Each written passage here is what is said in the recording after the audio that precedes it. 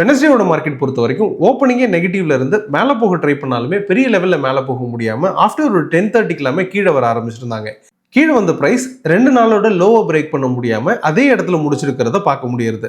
ஒரு கிளியரான ஒரு சைட்வேஸ் அப்படின்னு சொல்லலாம். ஒரு 2 நாளாவே, அதாவது டியூஸ்டே அண்ட் வெனஸ்டே 2 நாளுமே எக்ஸ்பைரி டேஸ் அப்படிங்கிறதுனால ஒரு சைட்வேஸ் கொடுத்து முடிச்சிருக்கிறதையும் பார்க்க முடியுது.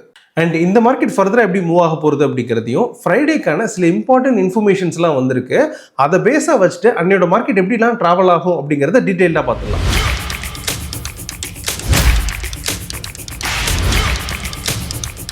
நம்ம ட்ரேட் எம்பரர்ல கிறிஸ்மஸ் ஆஃபரோட ஒரு நியூ செஷன் ஸ்டார்ட் பண்றோம். இது morning and evening 2 new sessions அவைலபிளா இருக்கு. இந்த கோர்ஸ் பத்தி தெரிஞ்சுக்கணும்னு நினைக்கிறவங்க ட்ரேட் எம்பரர் கான்டாக்ட் பண்ணுங்க. H1B விசால சில சேஞ்சஸை யூஎஸ் கொண்டு வந்திருக்காங்க. இதில் என்ன அப்படின்னு பார்த்தீங்கன்னா, ஆல்ரெடி லாட்ரி சிஸ்டம் கொண்டு வந்திருந்தாங்க. இதில் என்ன ஆகுது அப்படின்னு பார்த்தீங்கன்னா, ஐடி கம்பெனிஸ்லாம் பெரிய பர்டனாக மாறுது. ஆல்ரெடி இருக்கக்கூடிய 1 lakh rupees அப்படிங்கிறது விசா சார்ஜஸ் இருக்கு.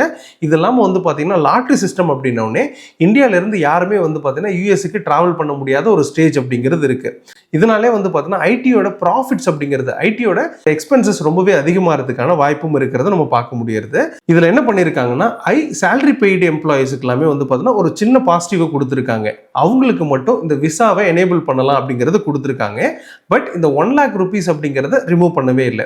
இதனால என்ன ஆகுது அப்படின்னு பார்த்தீங்கன்னா, எம்ப்ளாயிஸ் வந்துட்டு அங்கே போகிறதுக்கான வாய்ப்பு அப்படிங்கிறது கிடைக்கலாம். இது ஒரு பாசிட்டிவ் நியூஸ்னாலுமே உங்களுக்கு வந்துட்டு லோயர் சேலரி வாங்கக்கூடிய பீப்புளுக்கு அலோவ் பண்ணாமல் இருக்கிறதும் 1 lakh rupees சார்ஜ் பண்ணுறதும் வந்து பார்த்தீங்கன்னா ஒரு நெகட்டிவ் அப்படின்னு சொல்லி பார்க்கலாம். ஸோ ஆல்சோ வந்து பார்த்தீங்கன்னா ஐடி கம்பெனிஸ்க்குலாம் இது ஒரு பர்டனாக தான் இருக்க போது, பெரிய ஒரு பாசிட்டிவ் அப்படின்னு சொல்ல முடியலனாலுமே ஒரு சின்ன ரிலீஃப் அப்படிங்கிறது கிடைக்கும்னு எதிர்பார்க்கலாம். ரயில்வே ஸ்டாக்லாம் ரொம்ப நாளாவே கீழே இருந்துட்டு இருக்கிறத பார்க்குறோம். இதோட பிரைஸ் வந்து பார்த்தீங்கன்னா அடுத்த வருஷத்துல மேலே போகிறதுக்கான வாய்ப்பு இருக்கு அப்படிங்கிறத புரிஞ்சுக்க முடியும். அதான் வந்து பார்த்தீங்கன்னா இந்தியன் கவர்மெண்ட் 1.3 trillion rupees-ஐ இந்த வருஷம் வந்து பார்த்தீங்கன்னா பட்ஜெட்டுக்காக கொடுக்க போறாங்க. அதாவது இந்தியன் ரயில்வேக்கு மட்டுமே ஒதுக்க போறாங்க. இது ஒரு மிகப்பெரிய பாசிட்டிவ் அப்படின்னு சொல்லலாம். வெனஸ்டே மட்டுமே ரயில்வே ஸ்டாக்ஸ் எல்லாமே நல்லாவே க்ரோ ஆயிருக்கிறத பார்க்க முடிஞ்சது. இது வரக்கூடிய நாட்களில் கண்டினியூ ஆகலாம் அப்படிங்கிற அந்த எக்ஸ்பெக்டேஷனும் இருக்கு. இஸ்ரோ எஸ்டர்டே பாகுபலி ராக்கெட்டை லான்ச் பண்ணியிருந்தாங்க. இதுல ப்ளூபர்ட் பிளாக் 2 அப்படிங்கிற இந்த ராக்கெட்டை லான்ச் பண்ணிருக்காங்க. இதுதான் இருக்கிறதுல ஹெவியஸ்டான வெயிட் இருக்கக்கூடிய ராக்கெட் அப்படின்னு சொல்லலாம். ஸோ இது சக்சஸ்ஃபுல்லா பண்ணியிருக்காங்க. இது வந்து பார்த்தீங்கன்னா ஒரு மைல் ஸ்டோன் அப்படின்னு சொல்லி பார்க்க முடியுது. ஆல்சோ இதில் என்ன பெனிஃபிட் அப்படின்னு பார்த்தீங்கன்னா, உங்களுக்கு AST ஸ்பேஸ் மொபைல் அப்படிங்கிறதையும் லான்ச் பண்ணியிருக்காங்க. இதில் யாருக்கு பெனிஃபிட் அப்படின்னு பார்த்தீங்கன்னா, வில்லேஜ் அண்ட் ஃபிஷர்மேன்ஸ். ஏன்னா வில்லேஜில் வந்து பார்த்தீங்கன்னா நெட்வொர்க் கிடைக்காத இடங்களுக்கு கூட நெட்வொர்க் கிடைக்கிறதுக்கான வாய்ப்பு இருக்குது. அதே மாதிரி ஃபிஷர்மேன்ஸ்லாம் மிஸ் ஆகிறதுக்கான வாய்ப்பு அப்படிங்கிறது இருக்குது. ரொம்ப தூரம் போகக்கூடிய அந்த ஃபிஷர்மேன்ஸுக்கான நெட்வொர்க் அப்படிங்கிறது கண்டினியூஸாக கிடைக்கிறதுக்கான வாய்ப்பு இருக்குது. போத் 4G அண்ட் 5G ரெண்டுமே ஃபாஸ்ட்டாக இருக்கும் அப்படிங்கிறத சொல்லியிருக்காங்க. அதனால் வரக்கூடிய நாட்களில் கம்யூனிகேஷன்ஸ் அப்படிங்கிறது இன்னும் ஃபாஸ்ட்டாக க்ரோ ஆகும்னு சொல்லலாம். நம்ம எதிர்பார்த்த மாதிரி USD/INR எஸ்டர்டேவும் வந்து பார்த்தீங்கன்னா மேலே வந்திருக்காங்க. கண்டினியூஸாக ஒரு 3 நாளாக கீழே இருந்துச்சு. அதனால மார்க்கெட்டில் ஒரு சின்ன புல்லிஷ்னஸ் இருந்துட்டு இருந்துச்சு. நேற்று USD/INR மேலே வந்துட்டதுனால உங்களோட ப்ரைஸ், அதாவது ஸ்டாக் மார்க்கெட்டுக்கு அது நெகட்டிவ் நியூஸாக ரியாக்ட் பண்ணி கீழே வந்ததை பார்க்க முடிஞ்சுது. அரௌண்ட் வந்து பார்த்தீங்கன்னா 89.74 ட்ரேட் ஆகிட்டு இருக்காங்க. நேற்று மட்டுமே வந்து பார்த்தீங்கன்னா 0.34 பைசே வந்து இன்க்ரீஸ் ஆயிருக்கு. அதாவது இந்தியன் ருப்பி வந்து டிப்ரிஷியேட் ஆயிருக்கு அப்படின்னு சொல்லி புரிஞ்சுக்கலாம். எஸ்பெஷலி மிட் கேப் நிஃப்டியை பொறுத்தவரை 1% கிட்ட டவுன் ஆகி முடிச்சிருக்கிறதையும் பார்க்குறோம். அண்ட் இதை பொறுத்த வரைக்கும் வந்து பார்த்தீங்கன்னா வரக்கூடிய நாட்களில் 88 rupees வரைக்கும் வரணும் அப்படிங்கிறது எக்ஸ்பெக்டேஷன்.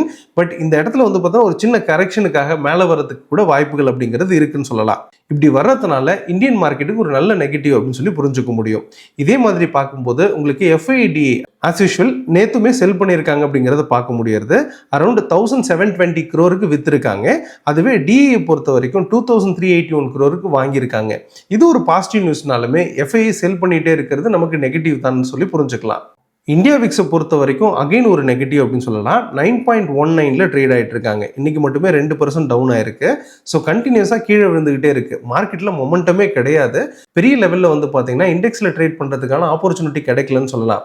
ஸ்டாக் பேஸ்ட் ஆப்ஷன்ஸ் போகிறவங்களுக்கு ஒரு நல்ல ஒரு ஆப்பர்ச்சுனிட்டி இருக்குது அப்படின்றதையும் புரிஞ்சுக்க முடியுது.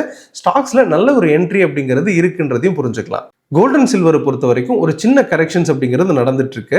பிரைஸ் வந்து பார்த்தீங்கன்னா அரௌண்ட் 0.5% to 1% டவுன் ஆயிருக்கு அப்படின்னு சொல்லலாம்.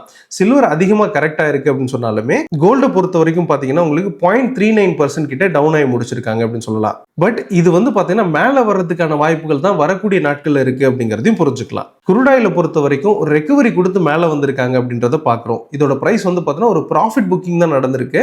வரக்கூடிய நாட்களில் ப்ரைஸ் கீழே வரணும் அப்படிங்கிறது எக்ஸ்பெக்டேஷன். அப்படி கீழே வரும்போது இந்தியன் மார்க்கெட்டுக்கு ஒரு நல்ல பாசிட்டிவ் அப்படின்னு சொல்லலாம். இப்போ இருக்கக்கூடிய ப்ரைஸ் அப்படிங்கிறது 5270 ட்ரேட் ஆகிட்டு இருக்காங்க. அரௌண்ட் 0.3% பாசிட்டிவ்ல இருக்கிறத பார்க்க முடியாது. அதுவே டாலர்ல பார்க்கும்போது 58.3 ட்ரேட் ஆகிட்டு இருக்கு அப்படிங்கிறதையும் பார்க்க முடியாது. கண்டினியூஸாக கோல்ட் அண்ட் சில்வர் மேலே வந்ததுல முத்தூட் ஃபினான்ஸ் அண்ட் மணப்புரம் இது ரெண்டுமே வந்து பார்த்தீங்கன்னா எஸ்டர்டே நல்லாவே பெர்ஃபார்ம் பண்ணியிருந்ததுன்னு பார்க்குறோம். அதே மாதிரி ஹிந்துஸ்தான் ஜிங்க் அப்படிங்கிறது 2% மேல வந்திருக்கு. இது வந்து பார்த்தீங்கன்னா காப்பரோட பிரைஸ் மேல வந்தது ஒரு முக்கியமான ரீசனா பார்க்க முடியாது. இதே மாதிரி ஹிந்த் சில்வர் பொறுத்தவரை 2% மேல வந்தது. இதுக்கான முக்கியமான ரீசன் என்னன்னா சில்வரோட பிரைஸ் மேல வந்தது ஒரு முக்கியமான ரீசனா பார்க்க முடியாது. வேர்ல்டு மார்க்கெட்ஸ் பொறுத்தவரை கண்டினியூஸ் ஹாலிடேஸ் அப்படிங்கிறது நம்ம பார்க்க முடியும். இந்த கிறிஸ்மஸ், நியூ இயர் இதெல்லாம் வந்து பார்த்தீங்கன்னா கண்டினியூஸ் செலிப்ரேஷன்ஸ் அப்படிங்கிறதுனால மார்க்கெட்டில் வாலட்டிலிட்டி கம்மியாக இருக்கிறதுக்கான வாய்ப்பு இருக்குது அப்படிங்கிறதையும் புரிஞ்சுக்கலாம். ஸோ ரொம்ப கேர்ஃபுல்லாக தான் இண்டெக்ஸில் ட்ரேட் பண்ண வேண்டியதாக இருக்கும். ஸ்டாக்ஸை பொறுத்த வரைக்கும் ஆப்பர்ச்சுனிட்டி இருந்தால் மட்டும் என்ட்ரி எடுக்கிறது ஒரு நல்ல ஒரு அட்வைஸாக இருக்கும். ஓப்பன் இன்ட்ரெஸ்ட் ரேட்டை பொறுத்த வரைக்கும் நிஃப்டியோட பிசிஆர் ரேஷியோ 0.91 இருந்துட்டு வராங்க. கால் அண்ட் புட் ரைட்டர்ஸ் பார்க்கும்போது கால் ரைட்டர்ஸ் கொஞ்சம் டாமினண்டா பிளே பண்றாங்க அப்படிங்கறத பார்க்கலாம். ஓவரால் மார்க்கெட் ஒரு சைட்வேஸ் அப்படிங்கறத கன்க்ளூஷனா எடுத்துக்கலாம். நேத்து பொறுத்த வரைக்கும் வந்து பார்த்தீங்கன்னா உங்களுக்கு கால் ரைட்டர்ஸ் தான் அதிகமா இருக்காங்க அப்படிங்கிறதையும் பார்க்குறோம். புட் ரைட்டர்ஸ் கம்பேர் பண்ணும்போது கால் ரைட்டர் டாமினண்டா இருக்காங்க அப்படிங்கிறதையும் பார்க்குறோம். ஓவரால் மார்க்கெட் அப்படிங்கிறது சைட்வேஸ் அல்லது ஸ்லைட்லி பியரிஷ் அப்படின்னு சொல்லி கன்க்ளூட் பண்ணலாம். அண்ட் பேங்க் நிஃப்டியோட பிசிஆர் ரேஷியோ பொறுத்த வரைக்கும் 0.69 இருக்காங்க. ஓவராலாவே மார்க்கெட் கொஞ்சம் பியரிஷுக்கு டர்ன் ஆயிருக்கு அப்படின்னு சொல்லலாம். Both call and put writers compare பண்ணும்போது கால் ரைட்டர்ஸ் கொஞ்சம் டாமினண்டா பிளே பண்றாங்க. மார்க்கெட் வந்து பார்த்தீங்கன்னா கீழே போகும் அப்படிங்கிற வியூவை இந்த இடத்துல இருந்து எடுக்க முடியாது. பட் இருந்தாலுமே இது எல்லாமே வந்து பார்த்தீங்கன்னா ஒரு பேசிக் டீடைல்ஸ் தான். இதெல்லாம் வச்சு மார்க்கெட்டை கன்க்ளூஷனா எடுத்துட்டு போக முடியாது. இதுக்கான டெக்னிக்கல் வியூவை ஆல்ரெடி நம்ம யூடியூப் சேனல்ல போஸ்ட் பண்ணியிருக்கோம். அதுக்கான லிங்கை டிஸ்கிரிப்ஷன்ல கொடுக்குறேன். தேவைப்படுறவங்க கிளிக் பண்ணி பார்த்துக்கோங்க. மீண்டும் another வீடியோல சந்திக்கலாம். Thank you very much. All the best.